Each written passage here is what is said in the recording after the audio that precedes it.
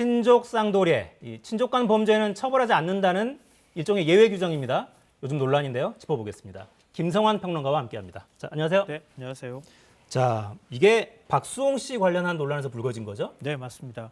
검찰이 박수홍 씨 형을 좀 횡령 혐의로 구속을 한 상황이잖아요. 그때 이제 적용한 횡령 액수가 한 61억 7천만 원 정도가 됩니다. 네. 그러니까 그 액수가 알려지고 그다음에 또 가족이 거기에서 대질 신문을 받는 과정에서 뭐 부친이 내가 다 사실은 가져간 돈이다 뭐 이렇게 하면서 오히려 더 사건이 커지는 이런 일이 발생했는데요. 뭐 횡령 액수만 간단히 말씀드리면 일단 개인 계좌에서 무단으로 인출한 게 29억 원 정도 된다 이렇게 판단을 했고요. 32억 7천만 원은 연예기획사를 운영하면서 형이 이제 운영을 했는데요. 운영하면서 뭐 인건비를 부풀리거나 부동산을 산다거나 회사 자금을 사실은 횡령한 거죠. 그러니까 그 금액이 한 32억 7천만 원 정도 된다 이렇게 검찰은 보고 있습니다. 네. 검찰이 의심하고 있는 내용이 이제 저렇다는 거고. 근데 박수홍 씨 부친이 이거 내가 횡령한 거다 이렇게 주장한다면서요? 왜 이러는 겁니까? 그러니까 친족 상도례 제도에 대해서 좀 이해하실 필요가 있을 것 같은데요. 친족 간 재산 범죄는 처벌을 면제해 주는 조항이다 이렇게 생각하시면 됩니다. 그런데 이 범위가 굉장히 넓습니다. 그러니까 예를 들면은요. 지금 이제 형법에 따르면 직계 혈족, 배우자, 동거 친족, 동거 가족 또는 그 배우자 이렇게 규정이 되어 있어요. 쉽게 말씀드리면 한 8촌 이내는 동거할 경우에는 친족 상도례가 다 적용이 된다 이렇게 보시면 돼요. 그런데 문제는 박수홍 씨 형의 경우에는 4촌 이내 친족이라 할지라도 동거를 하지 않잖아요. 네. 세대가 분리돼서 따로 사는 경우잖아요. 근데 박수홍 씨가 이런 경우에는 친고죄 규정을 적용받아서 내가 범행 사실을 안 날로부터 6개월 이내에 고소를 하면 되거든요. 근데 박수홍 씨는 지금 고소를 한 상태잖아요. 그러니까 형의 경우에는 처벌을 받을 수밖에 없는 거예요. 사촌 이내 친족이라 할지라도.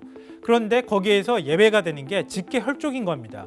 아버지의 경우에는 어떻게 된다 하더라도 친족 상도례가 적용이 돼서 처벌받지 않는 거예요. 그러니까 아버지가 대질신문하는 과정에서 내가 다 횡령한 거다 이렇게 주장을 했다 그래서 논란이 커진 겁니다. 이게 도입된 취지가 있을 것 같아요. 언뜻 보면 무슨 이런 불합리한 제도가 있나 싶은데 왜 만들어진 겁니까? 그러니까 법은 가정의 문턱을 넘지 않는다. 로마법에도 그런 내용이 있다 그래요.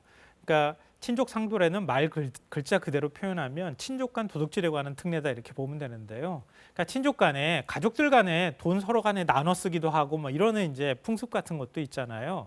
근데 그런 가족 간의 문제에 국가가 그 경계를 넘어서서 개입하는 것 이건 좀 하지 말자 이런 취지를 담고 있다고 보시면 될 것 같아요.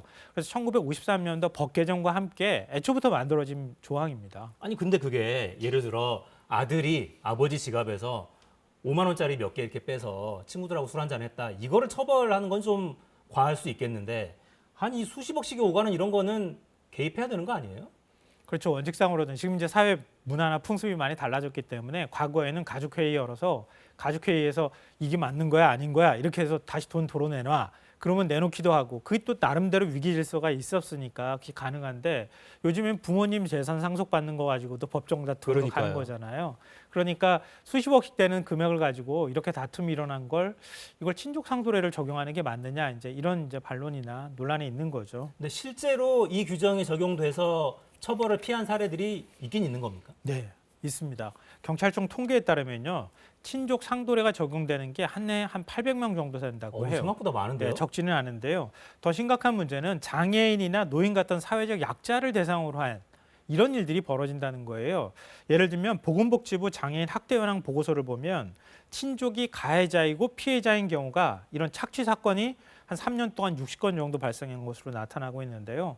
구체적인 사례를 들어서 말씀드리면 지적 장애인인 조카의 명의로 대출도 받고 그 장애인이 가지고 있는 계좌에서 돈을 막 뽑아쓴 2억 4천만 원을 뽑아쓴 삼촌하고 숙모가 동거일 경우에는 제가 처벌받지 않는다고 그렇죠. 했잖아요. 동거한다는 이유로 친족 상도례 적용 대상으로 분류가 돼서 아예 처벌 안 받는 사례도 나타나고 있습니다. 그러니까 직계 혈족이면 부모 자식 간이라는 얘기인데 그게 아니어도 동거한다면 아주 가까운 친족으로 보고 또 처벌하지 않는. 제가 앞서 동거 가족까지 포함된다고 말씀드렸잖아요. 동거 가족의 경우에는 가족이라는 범죄 8촌까지 들어간다고 가정하면 8촌 이내의 경우에는 함께 살면 그냥 친족 상도례 적용이 되는 겁니다. 그러니까 우리나라가 지나치게 적용 범위가 넓지 않느냐 이제 이런 지적이 나오는 겁니다. 네. 자, 횡령, 배임, 사기, 절도, 권리행사 방해 이런 걸 해도 직계가족이나 배우자, 동거, 친족 형을 다 면제받습니다. 자, 국회에서도 이 규정 좀 바꿔야 되지 않느냐 논의가 오갔습니다. 영상 보시겠습니다. 박수홍이라는 우리 저 문화예술인 아시죠? 서부지검에서 지금 이제 그 횡령액이 뭐 50억인가 뭐 형 그런 게 있어요. 그래서 보도로만 지금 봤습니다. 네티즌들이 친족 상도례 우리 뭐 전통적으로 지금 뭐 형법이 만들어진 이래로 존치되는 건데 형제간에 뭐 아주 뭐 좋은 형제간도 있지만 이웃사촌보다도 못한 형제가 있는 게 현실 아닙니까? 그렇습니다. 그래서 이제 우리나라에서 가족의 개념이 변화되고 있는데 친족 상대례 중에 이제 아버지와 같은 직계 존비속 같은 경우에 이제 형면제는 그렇다 치더라도 형제 자매인 경우에 그것을 뭐 소위 친고죄로 하는 건 과하지 않느냐 그런 여론이 있는데 어떻게 생각을 해보신 적 있으세요? 저도 뭐 그 프로를 좀 보고 해서 관심은 좀 네, 있는데 생각을 안 해보셨을 거예요. 아닙니다. 생각해봤는데 지금 한번 예. 적극적으로 개정 필요가 있는 것 같아요. 지금 사회에서는 예전의 개념은 그대로 적용되는 게 좀 어렵다고 생각합니다. 그렇습니다. 야, 우리 국회 법사위에서도 저런 정책 질의가 오가긴 오가는군요. 네. 자, 근데 이게 규정이 우리나라에만 있는 건가요, 혹시? 아, 그거는 아닙니다. 네. 이게 아마 법률에 대해서 지식이 있으신 분들은 아시겠지만 우리나라 법률이 대륙법 체제 영향을 많이 받았다고 하잖아요. 그러니까 일본이 대륙법 체제를 갖고 왔고 우리가 일본 형법을 또 가지고 온 거거든요. 그러니까 유럽에 있는 국가들, 예를 들면은 프랑스나 독일 뭐 이런 국가들, 스위스도 마찬가지고요. 그리고 일본도 역시 포함되는데 여기에는 친족 상도례 조항이 있기는 합니다. 근데 영국하고 미국에는 없어요. 또 그 영미식 법제라고 얘기하잖아요. 네. 그러니까 우리가 법제를 어디서 갖고 왔느냐에 따라서 좀 차이가 난다고 보시면 되는데요.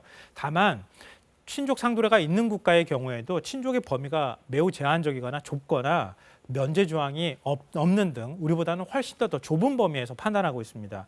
예를 들면 프랑스의 경우에는 직계 존비속 배우자만 적용을 하고요. 나머지 벌거 중이거나 별거를 서로 약속하거나 확정을 한 이런 경우에는 아예 적용 대상에서 빠지는 이런 정도까지 가고 있고요. 일본은 배우자, 직계혈족 또는 사촌인의 동거 친족만 형을 면제하고요. 나머지 친족에 대해서는 친고죄로 다루고 있습니다. 네. 그러니까 제가 아까 8촌인의 동거 가족은 다 친족 상도례에 해당이 된다 말씀드렸는데 다른 나라는 훨씬 범위가 좁은 거죠. 자, 개정 움직임이 전에도 있었겠죠? 왜 안 된 거죠? 저도 이번에 찾으면서 깜짝 놀랐는데요. 1992년도 14대 국회 때 굉장히 진보한 법안이 발의가 됐더라고요. 네. 정부 입법으로 나온 건데요. 아예 친족 상도례를 사실상 폐지하는 법안이 발의된 적도 있어요. 예를 들면 직계혈족이나 배우자, 동거 친족으로 범위를 대폭 축소하되 이것도 무조건 면제되는 게 아니라 판사가 재량권으로 판단할 수 있게 하는 그런 법안을 정부 입법으로 냈는데 네. 국회가 반대를 했어요. 혼란이 야기된다 이래서 그 이후에도 뭐 20대, 19대 이런 국회에서도 발의가 됐는데요.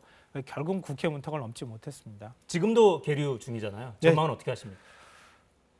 이거 뭐 단정하기는 어려운데요. 민주당 의원들을 중심으로 해서 법안이 여러 개 이제 여러 아까 사회적 약자들이 피해를 보지 않도록 하는 법안들이 많이 발의가 장애인 됐는데요. 가족 같은 경우. 네. 근데 문제는 친족 상도례 자체를 완전히 폐지하는 건 문제가 있다. 이런 의견들이 나오고 있습니다. 왜냐하면 앞서 말씀하셨던 것처럼 저 어머니나 아버지 지갑에서 조금 돈 가져갔다고 해서 그걸 처벌하는 거 그거는 가족이라고 하는 그 범위 내에서 벌어진 일인데 국가가 너무 지나치게 개입하는 거 아니냐 이런 지적들은 역시 나오고 있는데요. 그래서 나오는 대안이 적용 대상을 사촌인의 친족으로 제한적으로 좀 좁히거나 앞서 제가 프랑스 사례 말씀드렸잖아요. 전부 차라리 친고죄로 가자. 그러니까 무조건 친족 상도례가 적용되는 게 아니라 고소가 있기만 하면 처벌이 가능할 수 있도록 바꾸자. 피해자가 일단 법에 호소한다면 예. 처벌할 그러면 수 다 있도록 처벌할 하자. 수 있도록 가자. 이런 쪽으로 지금 대안이 제시가 되고 있는 중입니다. 네. 저 법사위에서 논의를 하게 될 거고. 자, 근데 이것도 궁금합니다. 법이 개정되더라도 지금 저 박수홍 씨 가족한테는 사실 적용이 안 되는 거잖아요. 네. 당연히 소급은 안 되는 거니까. 일단 지금 아버지가 이거 다 내가 챙긴 거다라고 주장하고 있는데 그건 어떻게 되는 겁니까, 그럼? 아버지는 처벌하기 어렵잖아요. 그게 사실이라 할지라도. 근데 연예기획사 법인에서 돈을 횡령한 거 제가 32억 원 넘는다고 말씀드렸잖아요. 그건 아버지가 내가 횡령한 거야 라고 얘기해도 법인이 주체이기 때문에 그건 처벌받는다고 합니다. 네. 주장은 하실 수 있으나 역시 그것도 처벌 가능성이 높다. 네, 마무리하죠. 김성환 평론가였습니다. 고맙습니다. 네.